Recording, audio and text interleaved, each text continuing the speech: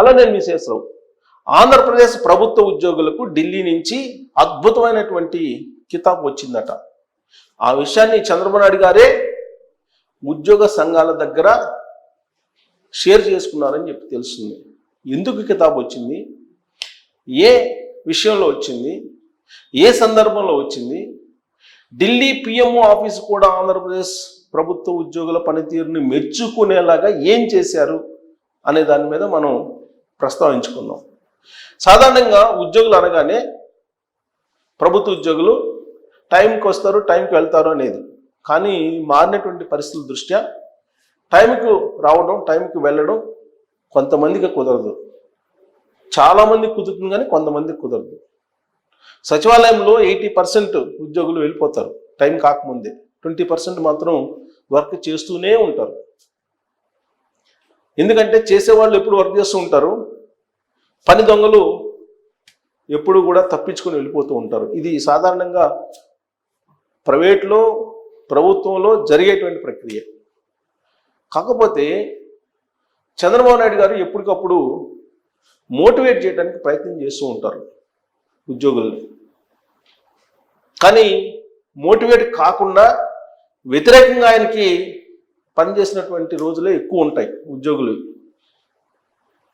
కానీ దానికి భిన్నంగా యోగాంధ్ర సక్సెస్ చేయటంలో వ్యవహరించారు ఆంధ్రప్రదేశ్ ప్రభుత్వ ఉద్యోగులు అనేది ఢిల్లీలో ఉన్నటువంటి అభిప్రాయం. నరేంద్ర మోడీ గారు అమరావతి పునర్నిర్మాణ సభకు వచ్చి శంకుస్థాపన చేసిన తర్వాత వెళ్తూ అంతర్జాతీయ యోగా దినోత్సవాన్ని ఆంధ్రప్రదేశ్లో పెడదాము, మీరు దానికి సిద్ధం కండి అని చెప్తే చంద్రబాబు నాయుడు గారు వెల్కమ్ చేశారు ఆయన్ని.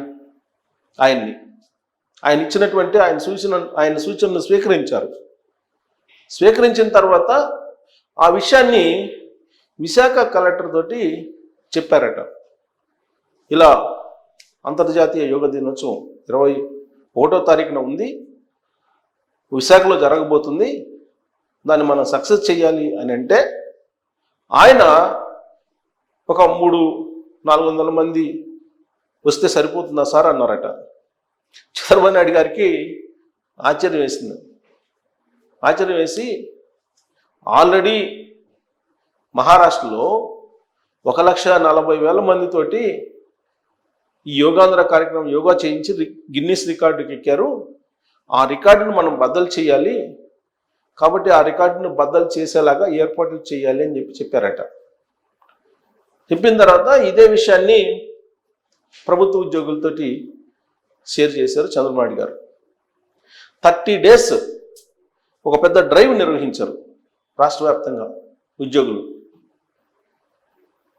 గిన్నిస్ రికార్డ్స్ గతంలో ఏమి ఉన్నాయో వాటన్నిటినీ బ్రేక్ చేస్తూ 20 వరకు గిన్నిస్ రికార్డుల్ని చేజిక్కించుకుంది ఆంధ్రప్రదేశ్ ప్రభుత్వ ఉద్యోగులు చేసినటువంటి కృషి కారణంగా. అది 21వ తారీఖున విశాఖలో తేటతెల్లమైంది. ఎందుకంటే దాదాపు 3 లక్షల మంది విశాఖలోనే నరేంద్ర మోడీ గారితో యోగా చేశారు. రాష్ట్ర వ్యాప్తంగా దాదాపు 2.5 కోట్ల మంది యోగా కార్యక్రమాల్లో పాల్గొన్నారు. ఇది ఒక గిన్నిస్ రికార్డు.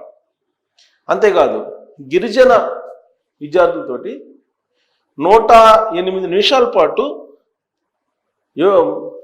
సూర్య నమస్కారాలు చేయించారు. ఇదొక రికార్డు. ఇలా అనేకమైనటువంటి రికార్డులను సాధించడంతో పాటు ప్రపంచం మొత్తం ఆంధ్రప్రదేశ్ వైపు చూసేలాగా అంతర్జాతీయ యోగా దినోత్సవాన్ని ఆంధ్రప్రదేశ్లో నిర్వహించారు. ఇదంతా చూసిన తర్వాత ఊహించినటువంటి విధంగా ఈ కార్యక్రమాన్ని సక్సెస్ చేసినటువంటి చంద్రబాబు నాయుడు గారిని ప్రశంసిస్తూ నరేంద్ర మోడీ గారు ఆంధ్రప్రదేశ్ ప్రభుత్వం ఏది అనుకున్నా కానీ సక్సెస్ చేసేలాగా ఉంది, చాలా పాజిటివ్ వేలో ఉద్యోగులు ఉన్నారు అనేటువంటి అభిప్రాయాన్ని నరేంద్ర మోడీ గారు ఎక్స్ప్రెస్ చేశారట. ఆ విషయాన్ని పిఎంఓ ఆఫీసు చంద్రబాబు నాయుడు గారితో షేర్ చేసుకుంది అని తెలుస్తుంది.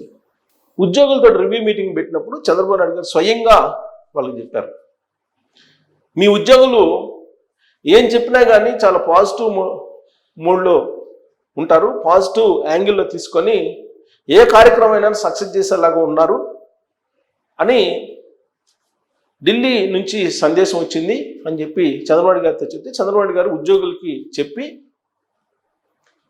ఏడాది కాలం సక్సెస్ అయ్యింది.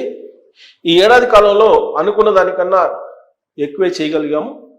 పరిపాలనలో మీరు కలిసి వచ్చినందుకు ధన్యవాదాలను చెప్తూ రాబోయేటువంటి 4 yearsలో ఉద్యోగులు అందరూ సహకరించాలి అనే దిశగా మోటివేట్ చేశారు ప్రభుత్వ ఉద్యోగుల్ని చంద్రబాబు నాయుడు గారు.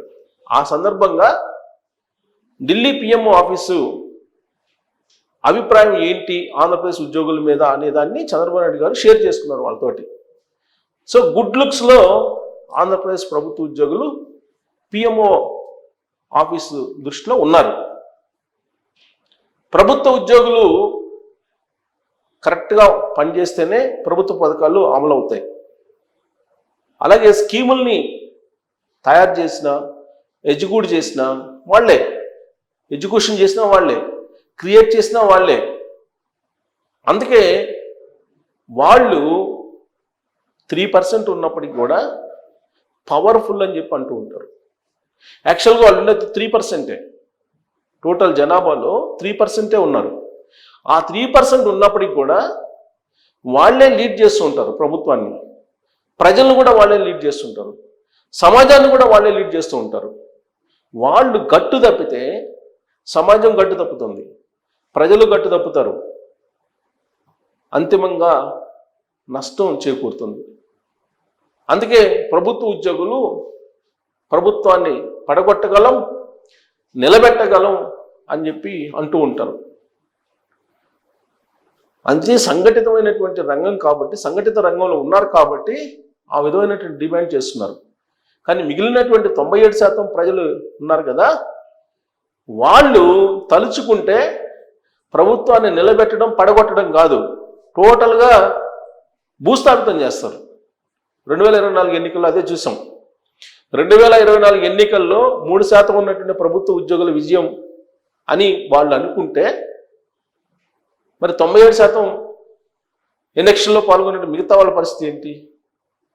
కాబట్టి 97% వేరు, 3% వేరు. ఈ 3% పవర్ఫుల్ అనేటువంటి భావన ఏదైతే ఉందో దాన్ని పక్కకు పెట్టి ప్రభుత్వ పాలసీలు, పాలకులు ఏదైతే పాలసీలు తయారు చేస్తారో లేదంటే ఏదైతే నిర్ణయాలు తీసుకుంటారో వాటిని పాలసీల రూపంలో తీసుకొచ్చి అమలు చేస్తున్న బాధ్యతను కనుక చిత్తశుద్ధిగా చేయగలిగితే ప్రభుత్వ ఉద్యోగులు, ఇప్పుడు ఢిల్లీ నుంచి వచ్చినటువంటి కితాబులు అనేకం వస్తాయి. అలాగే చంద్రబాబు నాయుడు గారు ఈ ప్రశంసను చెప్పగానే వెంటనే మా డిమాండ్లు ఏంటని వచ్చేసారు, మా డిమాండ్ల పరిస్థితి ఏంటని వచ్చేసారు, మా కోరికల పరిస్థితి ఏంటని వచ్చారు, మా బకాయిల పరిస్థితి ఏందని వచ్చారు, మా పిఆర్సీ పరిస్థితి ఏందని వచ్చారు, మా సిపిసి రద్దు గురించి ఏందని వచ్చారు. అంటే ముద్దొచ్చినప్పుడే సంకెక్కాలి అనేటువంటి సూత్రాన్ని వాళ్ళు అమలు చేయడానికి సిద్ధపడ్డారు. ఇప్పుడు చంద్రబాబు నాయుడు గారు చెప్పగానే ఇమీడియట్గా వాళ్ళ కోరికల చిట్టాన్ని తీసుకెళ్ళడానికి రెడీ అయ్యారు. లేదంటే ప్రభుత్వాన్ని ఎలా మెడలు ఉంచుతామో మాకు తెలుసానని హెచ్చరికలు జారీ చేస్తున్నారు. మరి ప్రభుత్వ ఉద్యోగుల్ని ప్రధానమంత్రి కార్యాలయం యోగాంధ్ర సందర్భంగా ప్రశంసించినంత మాత్రాన వాళ్ళకు ఉండేటువంటి డిమాండ్ల మొత్తాన్ని పరిష్కరించే దిశగా చంద్రబాబు నాయుడు గారు వెళ్తారా? రాష్ట్ర ఆర్థిక పరిస్థితుల దృష్ట్యా వాళ్ళని కంట్రోల్లో పెడతారా అనే దాని మీద చర్చ జరుగుతున్న క్రమంలో మీ అభిప్రాయం ఏంటి అనేది తెలియజేయండి. Thank you.